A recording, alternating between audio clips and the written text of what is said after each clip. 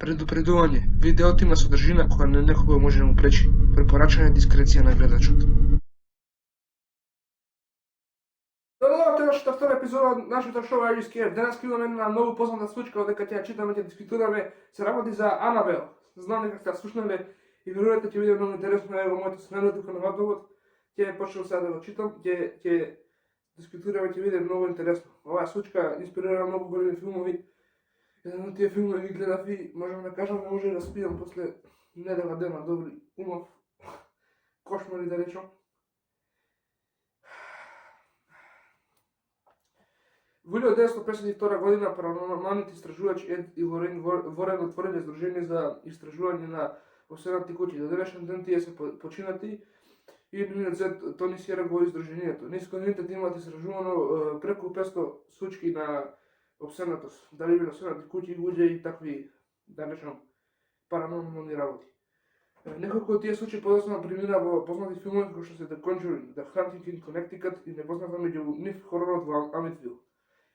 Како и да е, ниеден од овие случаи не го привлекува вниманието како Анабел. Според Ед и Лорен, прекасната на Анабел започна во 1970 година, кога 28 годишната студентка Дона добила кукла за подарок од својата мајка. Да, на 28 години добила кукла. Јас, некоја друга млада добие така кукла, ќе ја исмејувам и не знам што ќе правам. Тоа е многу години за да добиш кукла, морам да кажам.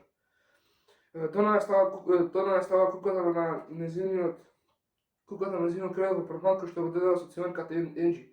Крпак после добивањето на куклата за незиниот роден ден, Дона и Енџи ја наоѓале куклата на место на кој што не ја оставале. Добро сега, таа цивенката што е исто како мене, таа и правила пранкови, може да речам. Ама јас сум на правилната страна, ја мислам дека не беа пранкови, дека куклата стално се движува и останува да видиме во текстот. Дечкото на Дона Лу им рекол да ја фрла куклата затоа што тој имал лошо чувство за куклата. Дона не го слушала дури кога почнала нисовата да наоѓа личиња на кој пишува помогни ми. Дали сте сериозни?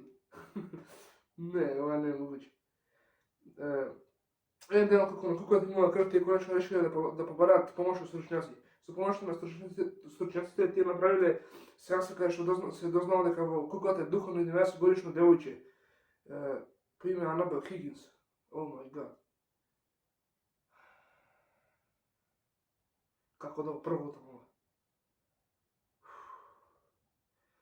Секаде пише различно за тоа како Анабел влегла во куклата, но најпозната теоријата дека Анабел Хигинс починува на местото каде што била собата на Дона и дека духот на Анабел се почувствува сакана од Дона, затоа влегла во куклата, а дечкото затоа влегла во куклата.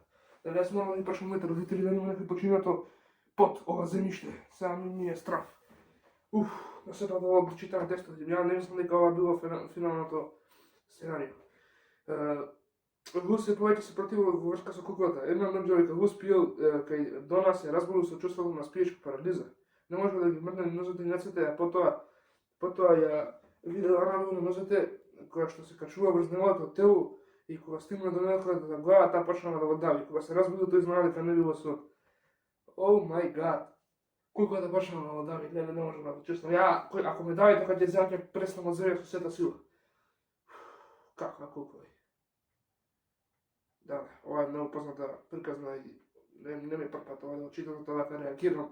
Да реагирам прпат, сега ќе го прекинем снимањето, ќе отидев да се покрием под кевиот, зашто ова е многу страшно.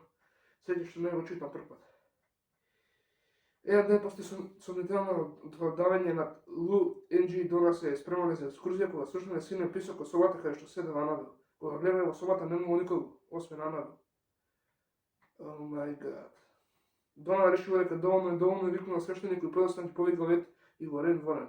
Тие им кажале дека куклата не била последната 12 годишната Анабел Хигинс, туку контролирана од демонска сила која што искористила куклата да најде човечка душа. Таман ќе помислиме дека едно сега се искача нешто друго. Не била добро што не било некој девојче што било закопано по куќата. Добро, демонска сила, тоа веќе е малку друга страна може да се гледа тоа. Oh my god. Според Воренови, делот бил на неколку денови до комплетирање до неговата инфестација. Додека Воренови ја земале за апартманот на Дона во својата кука, тие изгубили контролата на своето возило и завршиле под едно дрво. Знам дека не е смешно, знам дека не е смешно, ама како може да толку сила да има куката за да манипулира со моторот на колата и да ја издвижи во друг правец. Ова била многу јака кукла. Дори и од Ливерпул е појака. Ја мислам дека нема многу работи што се појаки од Ливерпул. Забележувате да јас сум фан на Ливерпул. Ова имала куката набилна поголеми моќи од Ливерпул. Тоа е тоа. Завршиле под дрво. Сепак тие некако успеле да донесат до нивниот дом каде што куката продолжува да ја менува позицијата на која што е ставена. Некој свештеник по име Джеймс Брофорд дека бил во посета на домот на Вореново ја зема куклата во раце. Ти си само обична кукла Анабел, ти не можеш да победиш никого. И тоа како може? Ти глупи си бе, свештенику, леле, што ја рекол. Таа па да е некој како мене, да како рече ја па напред ќе прави кој работи за да вам докажам дека не сум само кукла. Будала. Куклата станала во куќата на Вореново како била крстена свештеникот и таа станала безопасна. Куќата на Вореново и подоцна станала музеј каде што се сместени сите ствари што ги собраа од нивните истражувања. Да, ја ви препорачувам да посетите куќата на Еди Лорен Ворен на паралелните истражувачи, например преку 50 кукли, малку е морбидно кога ќе влезеш тие им се сместени во подрумот си да се крстени, мислам дека имаат извршено екзорцизам над куклите и не се опасни, не може ништо да се направи, таму е куклата на Анабел. Ова е многу страшно приказно, значи не знам што да кажам, филмовите инспирирани од оваа случка се многу популарни и препорачувам да ги гледате и тоа е тоа. Можеме да ја заклучиме втората епизода од Are You Scared? Се надевам дека нема да бидете исплашени и можете да спиете после оваа приказна, а ви препорачувам исто да го гледате филмот за Анабел. А тоа е тоа. Можеме да склопиме епизодата, се гледаме